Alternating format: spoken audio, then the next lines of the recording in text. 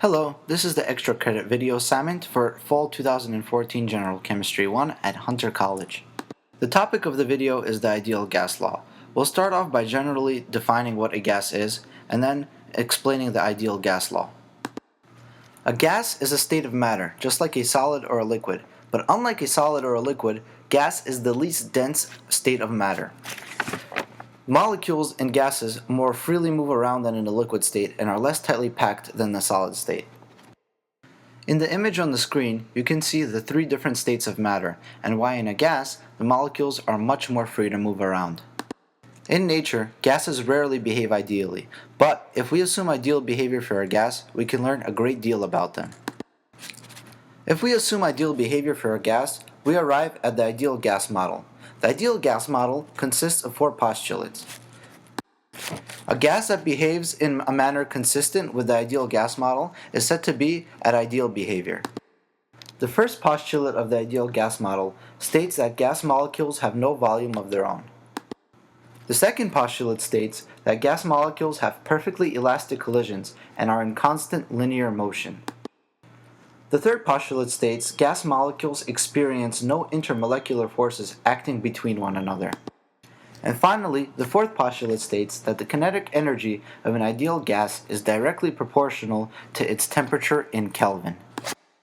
When speaking about ideal gases, or any gas for that matter, there are four important variables to consider, which are pressure, volume, temperature, and the number of moles.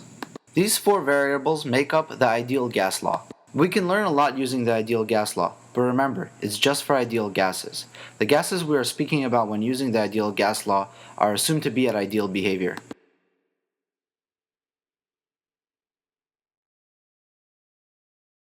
When using the ideal gas law, it is important to remember the units that represent the variables. P always stands for pressure, measured in atm. V always stands for volume, measured in liters. N always represents the number of moles. T is temperature, always measured in degrees Kelvin, and R is the gas constant, which equals 0.082 liter atmospheres per mole Kelvin. The variables of the ideal gas law are closely related and affect one another differently. The relationships amongst the variables that are seen in the ideal gas law are represented by the functional equation PV equals nRT. For example, pressure and moles are directly proportional. As one increases, the other increases. If we take the original functional equation PV equals nRT and rearrange it, we can see that this is true. Similarly in this slide, with a little manipulation of the original formula, we can see that T and P are also directly proportional.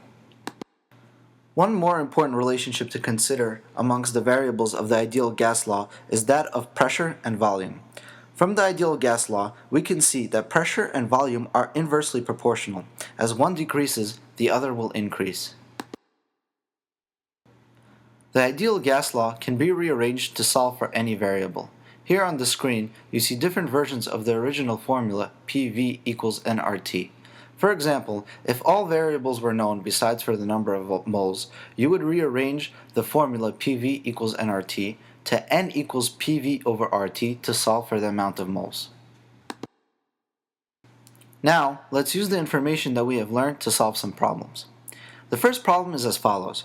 If I have a tank with 4 moles of gas at a pressure of 4,256 millimeters of mercury and a volume of 12,000 milliliters, what will be the temperature?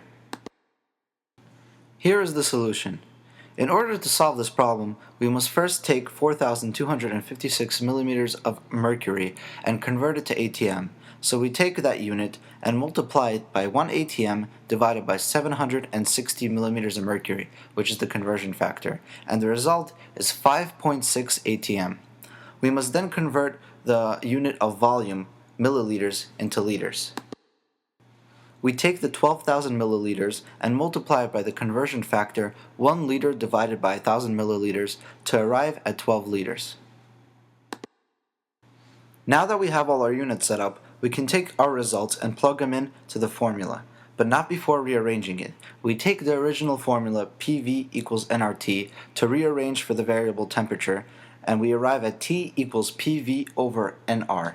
Then we can plug in our original results and arrive at 204.8 Kelvin. Let's try one more. If I have 3 moles of a gas at a volume of 60 liters and a temperature of 400 K, what will be the pressure? Here's the solution. We don't have to do any unit conversions in this problem because all the variables are given in their correct units.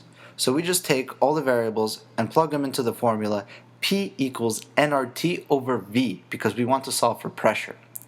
And we arrive at an answer of 1.64 atm.